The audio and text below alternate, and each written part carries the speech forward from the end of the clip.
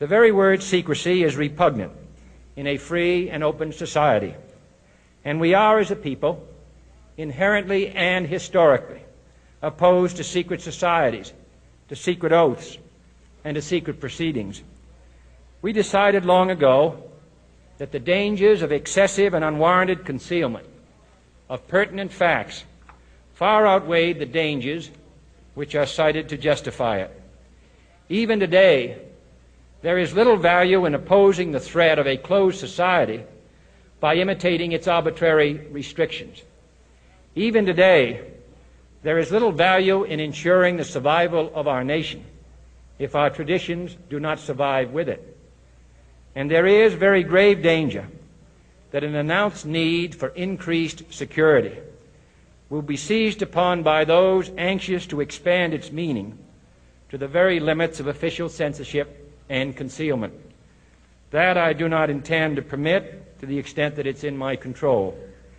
And no official of my administration, whether his rank is high or low, civilian or military, should interpret my words here tonight as an excuse to censor the news, to stifle dissent, to cover up our mistakes, or to withhold from the press and the public the facts they deserve to know.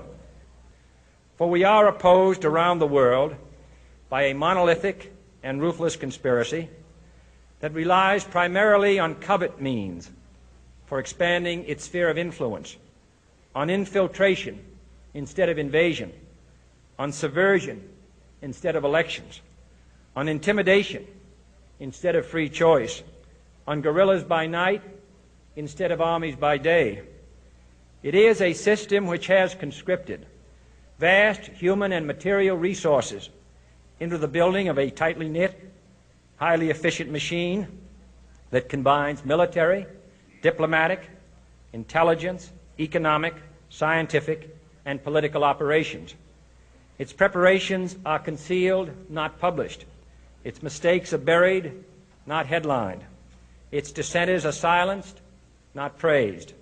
No expenditure is questioned, no rumor is printed, no secret is revealed. No president should fear public scrutiny of his program, for from that scrutiny comes understanding, and from that understanding comes support or opposition, and both are necessary. I am not asking your newspapers to support an administration, but I am asking your help in the tremendous task of informing and alerting the American people. For I have complete confidence